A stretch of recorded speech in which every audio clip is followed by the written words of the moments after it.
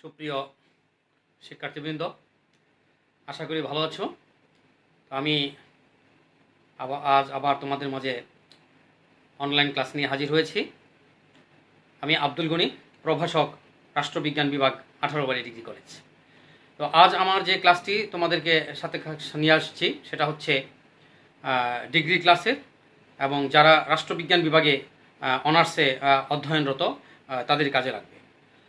তো আজ শুরুতেই যে কথাটা বলতে যাচ্ছি, আজকে একটি ঐতিহাসিক দিন। আমেরিকা যুক্তরাষ্ট্রের প্রেসিডেন্ট নির্বাচন অনুষ্ঠিত হতে যাচ্ছে। তো আজকের আমার যে ক্লাসটি সেটি তার সাথে রিলেটেড। তো আশা করি তোমরা ক্লাসটি মনোযোগ দিয়ে দেখবে।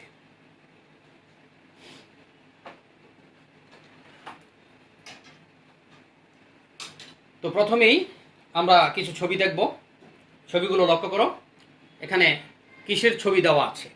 হ্যাঁ, এখানে লক্ষ্য করে দেখো, প্রথমে যে ছবিটি আমরা দেখছি সেটাতে লেখা আছে মেক আমেরিকা।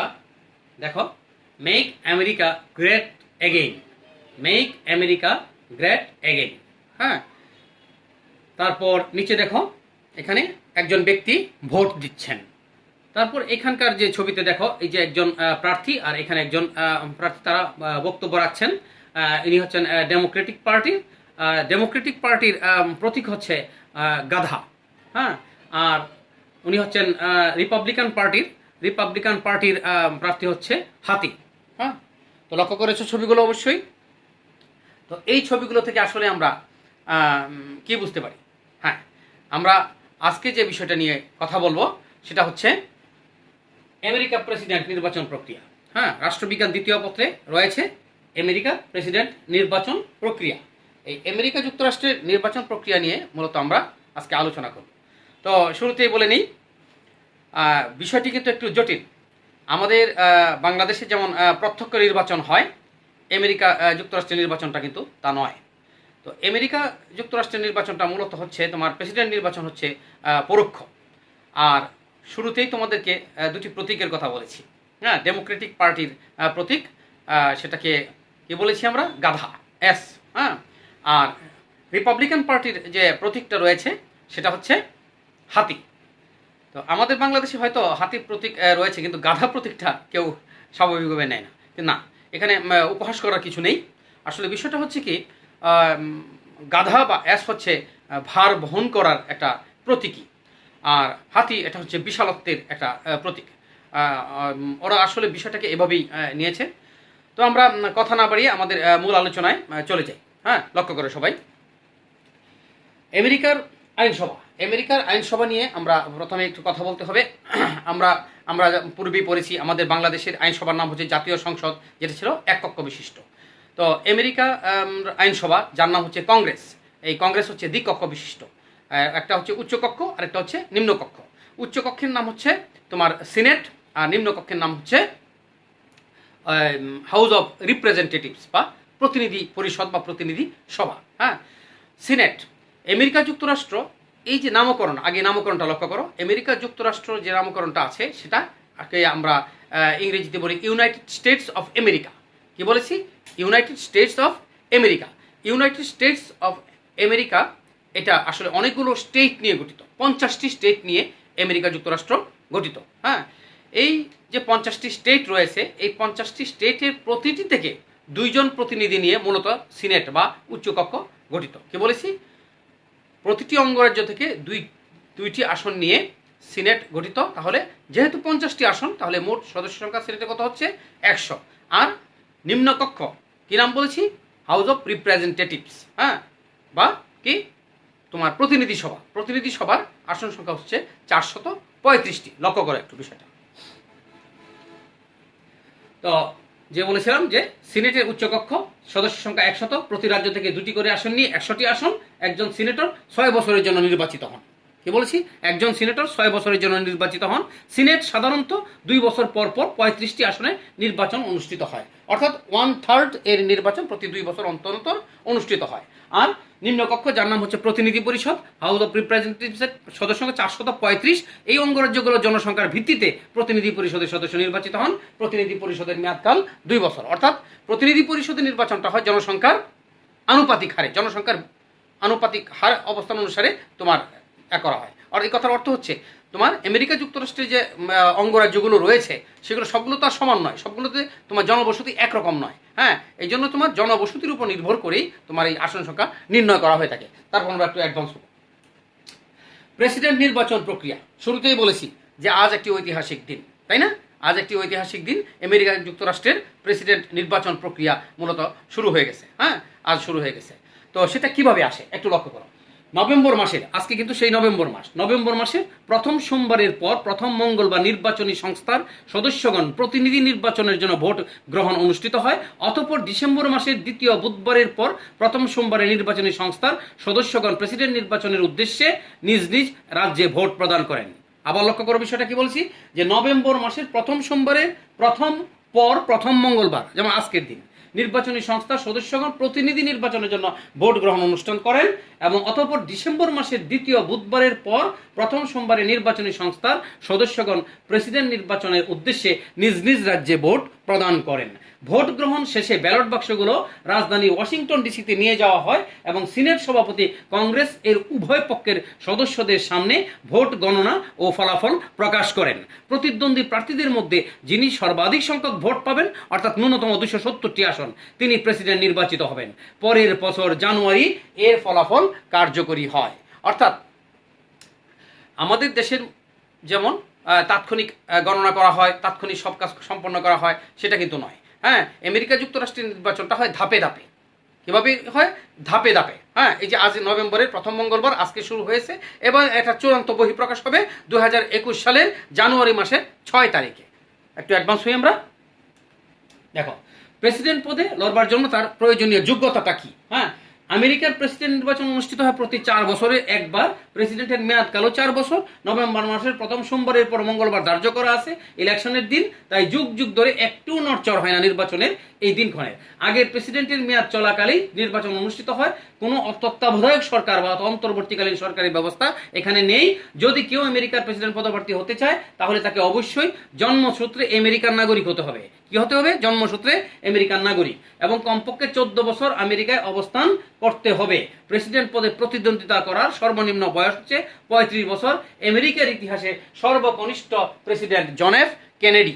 অর্থাৎ বিষয়টা কি লক্ষ্য করো, যে আমেরিকা যুক্তরাষ্ট্রের যে প্রেসিডেন্ট পদের জন্য কি করতে হবে, যে আমেরিকার নাগরিক হতে হবে, 14 বছর সেখানে অবস্থান করতে হবে, ন্যূনতম বয়স লাগবে 35 বছর। এবং আমেরিকা যুক্তরাষ্ট্রের এখন পর্যন্ত যত প্রেসিডেন্ট হয়েছেন সেই ইতিহাসে সর্বকনিষ্ঠ প্রেসিডেন্ট আর বয়সের দিক থেকে ছিলেন কে? John F Kennedy. হ্যাঁ, তারপর দেখো তো তিনি কত বছর বয়সে হয়েছিলেন? মাত্র 43 বছর বয়সে নির্বাচিত হয়েছিলেন। এছাড়া দুবারের বেশি কেউ আমেরিকা যুক্তরাষ্ট্রের নির্বাচন করতে পারেন না। এটা কেন? হ্যাঁ, আমেরিকা যুক্তরাষ্ট্রের স্থপতি, তার নাম কি? George Washington.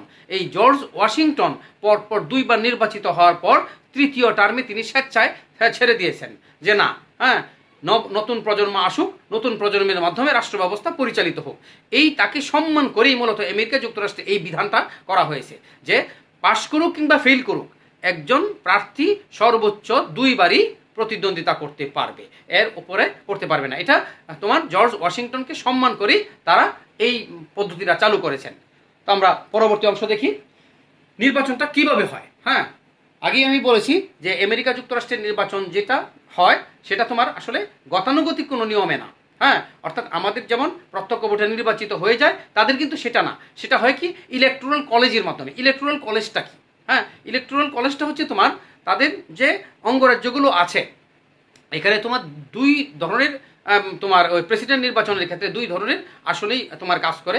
এখানে সিনেটও একটি গুরুত্বপূর্ণ বিষয়, আবার তোমার প্রতিনিধি সভা একটি গুরুত্বপূর্ণ বিষয়। হ্যাঁ, সেটা তোমার একটা সমন্বয় হয়। সমন্বয়টা কিভাবে? এবং সমন্বয়টা হয় তাদের যে তোমার ইলেকট্রাল অঞ্চলগুলোতে যে ভোটিংটা হয়, সেই ভোটিংটা তোমার গণনার পর তোমার সেখানে আবার পরোক্ষভাবে, হ্যাঁ, প্রতিনিধি সভাদের সদস্যদের মাধ্যমেও সেখানে নির্বাচনটা হয়। একটু লক্ষ্য করো বিষয়টা। নাগরিকদের সরাসরি ভোটে মার্কিন প্রেসিডেন্ট নির্বাচিত হন না, যেটা পূর্বে বলেছি, বরং আমেরিকার প্রেসিডেন্ট নির্বাচন পদ্ধতি পরোক্ষ। প্রথমে যখন জনগণ ভোট দিয়ে ইলেকট্রাল কলেজ বা নির্বাচক মণ্ডলী নির্বাচিত করেন। এখানে একটি কথা বিশেষভাবে উল্লেখ্য, ব্যালট পেপারে কিন্তু প্রেসিডেন্ট এবং ভাইস প্রেসিডেন্ট পদপ্রার্থীর নাম লেখা থাকে। কথাটা একটু লক্ষ্য করো। ইলেকট্রাল কলেজ যে বারবার যে কথাটা বলা হচ্ছে, এই জিনিসটা একটু ক্লিয়ার হলেই তোমরা বিষয়টা বুঝে ফেলবে। হ্যাঁ, যে জিনিসটা বলছিলাম যে ইলেকট্রাল কলেজ বা নির্বাচক মণ্ডলী, নির্বাচক বলতে আমরা কি বুঝি? নির্বাচক বলতে বুঝি সোজা কথা, যারা ভোট দেন তারা হচ্ছে নির্বাচক, এবং সমষ্টিগতভাবে তারাই হচ্ছে নির্বাচক মণ্ডলী, এবং জনগণ মূলত এই নির্বাচক মণ্ডলীটা গঠন করেন। হ্যাঁ, নির্বাচক মণ্ডলী গঠন করেন, যেটাকে বলা হচ্ছে ইলেকট্রাল কলেজ। হ্যাঁ, এবং এই ইলেকট্রাল কলেজ কর্তৃক পরবর্তী সময়ে তোমার প্রেসিডেন্ট নির্বাচিত হয়। এই জন্য বলা হচ্ছে প্রেসিডেন্ট নির্বাচনটা হচ্ছে একটা পরোক্ষ নির্বাচন। হ্যাঁ, তারপর যে কথাটা বলছিলাম যে জনগণ কোনো নির্দিষ্ট প্রার্থীকে মূলত ভোট দেয় না, যদিও ব্যালট পেপারে কিন্তু প্রেসিডেন্টের তোমার নাম উল্লেখ থাকে, প্রেসিডেন্টের কথাই উল্লেখ থাকে, কিন্তু জনগণ কিন্তু প্রেসিডেন্টকে ভোট দিচ্ছে না, দিচ্ছে মূলত ইলেকট্রাল কলেজের যে নির্বাচক মণ্ডল, নির্বাচক তাকে। হ্যাঁ, সেটা কিভাবে? সেটা হচ্ছে মনে করো ওই কি বলে ওই আরকানসাস অঙ্গরাজ্য, হ্যাঁ, বা নিউ ইয়র্ক অঙ্গরাজ্য, এই আরকানসাস অঙ্গরাজ্য বা যে কোনো একটি অঙ্গরাজ্যে যখন মনে করো একজন নাগরিক হিসেবে আমি ভোট দিব, একজন নাগরিক হিসেবে যখন ভোট দিব, তখন আমি কিন্তু প্রার্থীর যে প্রতীক আমি তাকেই দিব, অর্থাৎ হয় গাধা মার্কা না হলে হাতি মার্কা, হয় ডেমোক্রেটিক পার্টিকে না হলে রিপাবলিকান পার্টিকে ভোট দেব। হ্যাঁ, কিন্তু সেই ভোটটা কিন্তু প্রকৃতপক্ষে সরাসরি আমি প্রেসিডেন্টকে দেই নাই, আমি দিয়েছি কি প্রেসিডেন্ট নির্বাচনের জন্য যে নির্বাচক তৈরি হবে ইলেকট্রাল কলেজে ভোটটা দিয়েছি। কথাটা কি বুঝতে পারছো? একটু অ্যাডভান্স হোক। তো পরবর্তীতে সেই নির্বাচক মণ্ডলী ভোট দিয়ে নির্বাচন করেন জনগণের পছন্দের প্রেসিডেন্ট প্রার্থীকে। তবে ফেডারেল আইন অনুসারে নির্বাচক মণ্ডলী কিন্তু জনগণ যাকে ভোট দিল সেখানে ভোট দিতে বাধ্য না, অর্থাৎ নির্বাচক যে দলের সেই দলের বিপক্ষে ভোট দিতে পারবে। কথাটা কি বুঝতেছ? নির্বাচক যে দলের নির্বাচিত হয়েছেন, জটিল মনে হয়? জটিল না, সহজভাবে বোঝার চেষ্টা করো। নির্বাচক হিসেবে যাকে ভোট দেওয়া হয়েছে, কে দিয়েছে? জনগণ দিয়েছে। তার দায়িত্ব হচ্ছে পরবর্তী সময় প্রেসিডেন্ট নির্বাচনে অংশগ্রহণ করা। সে নির্বাচক হচ্ছেন মূলত ইলেকট্রাল কলেজের সদস্য। সাংবিধানিকভাবে আমেরিকা যুক্তরাষ্ট্রের সাংবিধানিকভাবে তুমি মনে করো গাধা মার্কায় ভোট দিয়েছো যে নির্বাচককে, সেই নির্বাচক প্রেসিডেন্ট নির্বাচনের সময় ইচ্ছে করলে তার বিরুদ্ধে গাধা মার্কায় না দিয়ে হাতি মার্কার যে প্রতীক, অর্থাৎ রিপাবলিকান পার্টির প্রার্থীকে ভোট দিতে পারবে। এখানে কিন্তু তোমার আমেরিকা যুক্তরাষ্ট্র কোনো বিধিনিষেধ আরোপ করা হয় নাই। তবে 50টি অঙ্গরাজ্যের মধ্যে 24টির অধিক যদি নিজ দলের বিরুদ্ধে ভোট দিয়ে বসে সেটা অপরাধ। তবে এই অপরাধ এখন আসলে সৃষ্টি হয় নাই। অ্যাডভান্স হয়ে আমরা যে কথাটা বলতেছিলাম যে নির্বাচক মণ্ডলী চাইলেও দলের বাইরে গিয়ে বিরোধী দলের প্রার্থীকে ভোট দিতে পারবেন। তবে 50টি রাজ্যের মধ্যে 24টি রাজ্যের আইনে এই ধরনের বিশ্বাসঘাতকতা অপরাধ হিসাবে গণ্য হয়। আর বর্তমান যুগে সচরাচর কোনো নির্বাচককে নিজ দলীয় প্রার্থীর বাইরে অন্য কাউকে ভোট দিতে দেখা যায় না। তাই বলা যায় জনগণ যে প্রেসিডেন্ট পদপ্রার্থী নির্বাচক মণ্ডলীদেরকে মনোনীত করবেন, সেই প্রেসিডেন্ট সেই ভোটগুলো পেয়ে যাবেন। আমরা আরেকটু অ্যাডভান্স হই, তো একটা উদাহরণ দিয়ে বুঝাই বিষয়টা। হ্যাঁ, উদাহরণ দিয়ে লক্ষ্য করো। যেমন ধরো এবারের ইলেকশনে টেক্সাস রাজ্যে জো বাইডেনের পক্ষে অধিকাংশ জনগণ ভোট দিল। টেক্সাসের জন্য বরাদ্দকৃত ইলেকট্রাল ভোটের সংখ্যা হচ্ছে 38। এর মানে দাঁড়ালো জনগণ ডেমোক্রেট দলের নির্বাচক মণ্ডলীদের জো বাইডেনকে ভোট দেওয়ার জন্য নির্বাচিত করলো, এবং জো বাইডেন টেক্সাসের ওই 38টি ইলেকট্রাল ভোটের সবগুলো একাই পাবেন যদি নির্বাচক মণ্ডলীর কেউ বিশ্বাসঘাতকতা না করেন। আরেকটি ব্যাপার এখানে লক্ষণীয়, সেটা হলো একজন প্রার্থী কোনো একটি স্টেট থেকে হয় সবগুলো ইলেকট্রাল ভোট আর না হয় কোনো ইলেকট্রাল ভোটই পাবেন না। তাই অধিকাংশ জনগণের ভোট পেয়েও ইলেকট্রাল ভোট কম পাওয়ার কারণে হেরে যাওয়ার ঘটনা বেশ কয়েকবারই ঘটেছে মার্কিন ইতিহাসে। এই লাইনটা কি বলেছে একটু বলো। ইলেকট্রাল ভোটের যে হিসাবটা, এটা হলো একটি অঙ্গরাজ্যে, যেমন মনে করো এই যে 38টা তোমার আছে টেক্সাসে, তো 38টা ইলেকট্রাল ভোটের মধ্যে যদি মনে করো 20টা ডেমোক্রেটিক পার্টি পেয়ে যায়, 18টা অন্য দল পাইলেও সেটা তার নামে কাউন্ট হবে না, সেটা ডেমোক্রেটিক পার্টির নামে কাউন্ট হবে। কথাটা কি বুঝতে পারছো? তো এইভাবে মূলত ইলেকট্রাল হিসাবটা হয়ে যায়। তাহলে এখানে 20টা পেয়েও 38টার মালিক। আরেক জায়গায় মনে করো যে আছেই মাত্র 12টা একটা অঙ্গরাজ্যতে, হ্যাঁ, তাহলে সেইখানে মনে করো সে হেরে গেল, যে হেরে গেল কেমন, যে সে পেল 5টা, রিপাবলিকান পেয়ে গেল 7টা, সে নিয়ে গেল সেই 5টা। আলটিমেটলি সে এখানে কিন্তু 0 পাবে। আবার টেক্সাস অঙ্গরাজ্যে সে 20টা পেয়ে যে 38টা নিয়ে আসলো, সে কিন্তু এইভাবে ভোটটা বেশি টেনেছে। কথাটা কি বুঝতেছ? টেক্সাস অঙ্গরাজ্যে 38টা ইলেকট্রাল ভোট আছে, 38টার মধ্যে 20টা নিয়ে নিয়েছে কে? Democratic party. হ্যাঁ, গাধা নিয়ে গেছে। তাহলে এই গাধার পক্ষে বাকি যে 18টা সেটাও চলে আসবে, তাহলে তার হয়ে গেল 38।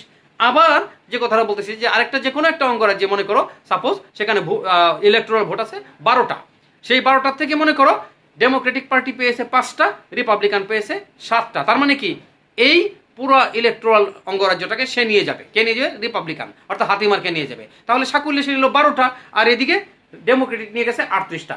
এইভাবে মূলত ইলেকট্রাল আসনগুলোকে, এই জন্য তোমার আমেরিকান নির্বাচনে যে দুটো পার্টি যে কাজটা করে, তাদের প্রার্থীরা যে সকল অঞ্চলে ইলেকট্রাল ভোটের পরিমাণটা বেশি সেইগুলোকে অধিক বেশি গুরুত্ব আরোপ করে।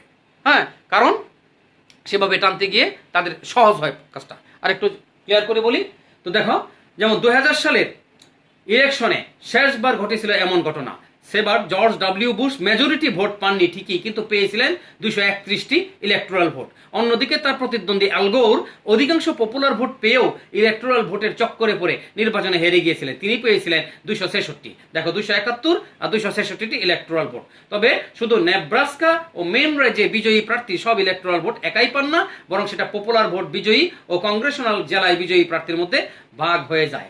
নেব্রাস্কা এবং মেন রাজ্য, হ্যাঁ, এই জায়গাগুলোতে কি করা হয়, তোমার এখানে ইলেকট্রালের এই ভাগাভাগিটা হয় না, সেখানে তোমার স্বাভাবিক নিয়মেই পরিচালিত হয়। এই জটিলতা তোমার এড়াতে আরো বিস্তারিতভাবে যাচ্ছি না, কারণ যতটুকু বলেছি সেটাই তোমরা যদি মাথায় নিয়ে থাকো, আশা করি তোমরা মোটামুটি ভাবে আমেরিকার নির্বাচন পদ্ধতিটা আয়ত্ত করতে পারবে। তো আমরা অ্যাডভান্স হই। তো নির্বাচন প্রক্রিয়াটা জটিল কেন, এটা কিছুটা ব্যাখ্যা দিই। আমেরিকার প্রেসিডেন্ট নির্বাচনের এই জটিল প্রক্রিয়াটি পড়ার পর একটা প্রশ্ন স্বভাবতই মনে চলে আসার কথা, যদি জনসমর্থনের কাছে নির্বাচক মণ্ডলীর হাত পা বাধা থাকে, তাহলে খামোখা নির্বাচক মণ্ডলী দিয়ে পরোক্ষ নির্বাচন করিয়া লাভ কি? সরাসরি জনগণের ভোটে নির্বাচন দিলেই তো হয়, তাই না? কিন্তু কি কারণে এটা করা হয়? দেখো, এটার মূল বিষয়টা তোমার আমেরিকা যুক্তরাষ্ট্রের সংবিধানে লুক্কায়িত অবস্থায় আছে। 1776 সালে যুক্তরাষ্ট্র প্রতিষ্ঠার সময় সেটি কোনো একক কোনো দেশ ছিল না, এটা মনে রাখতে হবে। একক কোনো দেশ ছিল না, বরং সেটা ছিল অনেকগুলো স্বাধীন রাজ্যের একটি সমন্বিত জোট। তাই এখনো আমরা দেখতে পাই আমেরিকার প্রতিটি রাজ্যের আইন পরস্পরের চেয়ে কতটা আলাদা ও বৈচিত্র্যপূর্ণ। সে যাই হোক, আমেরিকার গোড়াপত্তনের সময় নিউ জার্সির মতো ছোট ছোট রাজ্যগুলো প্রেসিডেন্ট নির্বাচনে ভার্জিনিয়া কিংবা নিউ ইয়র্কের মতো জনবহুল রাষ্ট্রগুলোর একচ্ছত্র আধিপত্যের ভয়ে প্রচলিত প্রত্যক্ষ গণতন্ত্রের পথে যেতে চায়নি। তাই জাতীয় নির্বাচনে ছোট বড় সব রাজ্যের মতামতের প্রতিফলন ঘটাতেই এই ইলেকট্রাল কলেজ ব্যবস্থার অবতারণা। এছাড়া আম জনতা মানে সকল জনতা সরাসরি ভোট দিলে বিশৃঙ্খলা সৃষ্টি হতে পারে এবং মানের চেয়ে সংখ্যার আধিপত্যে প্রতিষ্ঠা হয়ে যেতে পারে। এইসব আশঙ্কায় মার্কিন জাতির জনগণ প্রত্যক্ষ গণতন্ত্রের বদলে পরোক্ষ গণতন্ত্রকে বেছে নিয়েছিলেন। যদিও অতীতে অনেকবারই এই ব্যবস্থা বাতিলের দাবি উঠেছে এবং আদালতে চলেছে অনেক তর্ক বিতর্ক, এখন অবধি পূর্বপুরুষদের মধ্যে এই নিয়মই প্রচলিত রয়েছে। কথাটা কি বুঝতে পারছো? অর্থাৎ অপেক্ষাকৃত যে তোমার ক্ষুদ্র যে অঙ্গরাজ্যগুলো রয়েছে, তারা তোমার সর্বদাই ভীত ছিল যে ঘনবসতিপূর্ণ নিউ ইয়র্কের মতো নিউ জার্সির মতো যে তোমার অঙ্গরাজ্যগুলো আছে, তাদের সাথে তারা কুলিয়ে উঠতে পারবে না। এই জন্যই তারা এই প্রত্যক্ষ নির্বাচনে না গিয়ে এই পরোক্ষ নির্বাচনের যে একটা ধারা চলে আসছে, এটাকে ওরা সমর্থন করেছে। এখন দেখার বিষয়, আজ যে নির্বাচন শুরু হয়ে গেল, সেই নির্বাচনে জো বাইডেন নাকি ট্রাম্প পেতে যাচ্ছেন মেজরিটি ইলেকট্রাল ভোট? এই প্রশ্নের উত্তর পেতে আমাদের এখন আর মাত্র কয়েকটা দিন অপেক্ষা করতে হবে, তারপরে জানা যাবে কে হোয়াইট হাউসের পরবর্তী বাসিন্দা। তবে ট্রাম্প বা জো বাইডেন যেই হন না কেন, আমরা বিশ্ববাসী হিসেবে এটাই প্রত্যাশা করব যে এই যে বিশ্বে যে বিশৃঙ্খলাগুলো রয়েছে, এই যে যুদ্ধংদেহী কিছু কিছু অবস্থান রয়েছে, এই যে মহামারী রয়েছে, এইগুলোর ক্ষেত্রে তোমার যেই ক্ষমতায় আসুন না কেন, যেহেতু আমরা জানি আমেরিকা যুক্তরাষ্ট্রের প্রেসিডেন্ট হওয়া মানে কি, সে বিশ্ব শাসন করার ক্ষেত্রে তার প্রভুত্ব খাটে। সেই জন্য প্রত্যাশা করব যেন এই বিষয়গুলো তারা গুরুত্ব দেন, সেই অনুযায়ী দেশকে পরিচালিত করেন। তোমাদেরকে অতীত একটা বিষয় এই নির্বাচনের ব্যাপারে বলতে গিয়ে যে বিষয়টা বলতে হয়, জর্জ ডব্লিউ বুশ যখন নির্বাচন করেছিলেন, তখনকার সময় একটা উদাহরণ দিয়ে তোমাদের বিষয়টাকে একটু ব্যাখ্যা দিব। এজন্যই যে আমেরিকা যুক্তরাষ্ট্রের যে নির্বাচন ব্যবস্থাটা হয়, সেখানে কিন্তু তাদের তোমার সরাসরি দুইজন একই মঞ্চে, অর্থাৎ দুই প্রার্থী একই মঞ্চে উঠে তারা একটি ডিবেটে, বিতর্কে অংশগ্রহণ করতে হয়। তারা জনগণের জন্য কি করবে, তারা তাদের ভবিষ্যৎ পররাষ্ট্রনীতি কি, হ্যাঁ, তারা কিভাবে রাষ্ট্র ব্যবস্থা পরিচালনা করবে, এর উপরে বিবৃতি দিতে হয়। এবং এটা চকিত জরিপে, হ্যাঁ, তাদের জনমত আপ ডাউন করে, হ্যাঁ, জনমতটা আপ ডাউন করে, যেটা তাৎক্ষণিক তারা নিজেরাও দেখতে পারেন। তো যে কথাটা বলছিলাম, জর্জ ডব্লিউ বুশ যখন ইলেকশন করেন, পূর্বেই বলেছি যে আমেরিকা যুক্তরাষ্ট্রের নিয়মটা কি, 4 বছর প্রেসিডেন্ট থাকতে পারবে এবং 2 টার্মের বেশি নির্বাচন করতে পারবে না, পাশ করুক কিংবা ফেল করুক। হ্যাঁ, তো জর্জ ডব্লিউ বুশ তিনি যখন আমেরিকা যুক্তরাষ্ট্রের দ্বিতীয় মেয়াদে ইলেকশন করতে চাচ্ছেন, তখন তার প্রতিদ্বন্দ্বী ছিল তোমার ওই ডেমোক্রেটিক পার্টির তোমার ওই আরকানসাস অঙ্গরাজ্যের তৎকালীন গভর্নর বিল ক্লিন্টন। তো যখন তাদের ডিবেটে অংশগ্রহণ করলেন, জনমত জরিপে যখন দেখা গেল যে জর্জ ডব্লিউ বুশের চেয়ে বিল ক্লিন্টন অগ্রগামী, তখন জর্জ ডব্লিউ বুশ, হ্যাঁ, ক্ষোভে রাগান্বিত হয়ে এক পর্যায়ে এমন একটা বিবৃতি দিলেন, লক্ষ্য করো। তিনি বললেন যে আমেরিকা যুক্তরাষ্ট্রের প্রেসিডেন্ট হিসেবে বিগত 4 বছর আমি, হ্যাঁ, রাষ্ট্র পরিচালনা করেছি। আমেরিকা যুক্তরাষ্ট্রের প্রেসিডেন্ট হিসেবে রাষ্ট্র পরিচালনা করার অর্থ হলো বিশ্ব শাসন করার, হ্যাঁ, জ্ঞান তার থাকতে হবে, বিশ্বের পররাষ্ট্র নীতি সম্পর্কে তার জ্ঞান থাকতে হবে। আমি আমেরিকা যুক্তরাষ্ট্রকে এগিয়ে নিয়ে যেতে যে জ্ঞান আহরণ করেছি, যেভাবে রাষ্ট্র ব্যবস্থা পরিচালনা করেছি, আমার পোষা কুকুর মিলি আমেরিকার পররাষ্ট্রনীতি সম্পর্কে যতটুকু জ্ঞান রাখে, আরকানসাস অঙ্গরাজ্যের ওই বিল ক্লিন্টন তাও রাখে না। তাহলে বলো, এই কথা বলার পর তোমার ওই বিরোধী প্রার্থীর সাথে তার সম্পর্কটা কোন পর্যায়ে? হ্যাঁ, সাপে নেউলে অবস্থা, হ্যাঁ, মুখ দেখা দেখি বন্ধ, এই অবস্থায় যাওয়ার কথা না? হ্যাঁ, সেটাই স্বাভাবিক। কিন্তু নির্বাচন অনুষ্ঠান হওয়ার পর যখন দেখা গেল প্রকৃতপক্ষেই জনগণ বিল ক্লিন্টনকে, হ্যাঁ, পরবর্তী টার্মের জন্য নির্বাচিত করছেন, ফলাফল ঘোষণার পূর্বেই জর্জ ডব্লিউ বুশ বিল ক্লিন্টনের দিকে এগিয়ে গিয়ে করমর্দন করলেন, হ্যান্ডশেক করলেন এবং বললেন আমেরিকার জনগণ তাদের যোগ্য প্রেসিডেন্টকে, হ্যাঁ, বেছে নিয়েছে। আমি আপনার পাশে আছি, আমাদের দেশকে, আমাদের রাষ্ট্রকে, আমেরিকাকে এগিয়ে নিয়ে যেতে আমি সব সময় আপনাকে সহযোগিতা করব। তো লক্ষ্য করে দেখো তাদের মানসিকতা, হ্যাঁ, কিসের সাথে তুলনা দেওয়া হয়েছিল, আর এরপরেও রিপ্লাইটা কি? এটা কেন? এটাই দেশপ্রেম। হ্যাঁ, আমাদের উন্নয়নশীল বিশ্বের দিকে যদি তাকাই, হ্যাঁ, না, সেখানে নাই যাই, এটা আমরা সকলেই, হ্যাঁ, উপলব্ধি করি। তো যে কথা বললাম, আমরা এতক্ষণ আমেরিকা যুক্তরাষ্ট্রের নির্বাচন প্রক্রিয়া নিয়ে তোমাদের সাথে কথা বললাম। তোমরা যদি মনোযোগ দিয়ে থাকো, অবশ্যই তোমরা ভালো করতে পারবে। হ্যাঁ, আমরা আরেকটু অ্যাডভান্স হই। তো ভোটার হওয়ার যোগ্যতাটা কি? আমেরিকা যুক্তরাষ্ট্রে ভোটার হওয়ার যোগ্যতার জন্য 18 বছর বয়সের উপর যে কোনো মার্কিন নাগরিক ভোট দিতে পারবেন। ভোটের দিন কোনো সাধারণ ছুটি ঘোষণা করা হয় না, নাগরিকরা নিজ দায়িত্বেই ভোট দেওয়ার সময় বের করে নেবেন। হ্যাঁ, আমাদের দেশের মতো তোমার সাধারণ ছুটি ঘোষণা করা হয় নাই। ভোটাররা 18 বছর বয়স্ক আমেরিকা যুক্তরাষ্ট্রের নাগরিক, তারা প্রত্যেকেই ভোট দিতে পারবেন। হ্যাঁ, তবে কোনো ছুটি চলবে না, নিজ দায়িত্বে তারা ভোট দিয়ে চলে আসবেন। তবে এই ব্যবস্থার একটা নেতিবাচক দিকও দেখা যায় তোমার অন্তর্বর্তীকালীন নির্বাচনে, 2014 সালের নির্বাচনে। সেখানে ভোট পড়েছিল মাত্র 34.4%। হ্যাঁ, 34.4% ভোট সেখানে পড়েছিল। তো আমরা এতক্ষণ আমেরিকা যুক্তরাষ্ট্রের নির্বাচন ব্যবস্থা নিয়ে কথা বললাম। সেখানে আমরা আজকে কি কি আলোচনা করেছি একটু সবাই লক্ষ্য করি। দেখো, আমেরিকা যুক্তরাষ্ট্রের আইনসভার নাম কি? হ্যাঁ, আমেরিকা যুক্তরাষ্ট্রের আইনসভার নাম হচ্ছে কংগ্রেস। তারপরে আমেরিকা যুক্তরাষ্ট্রের আইনসভা কয় কক্ষ বিশিষ্ট?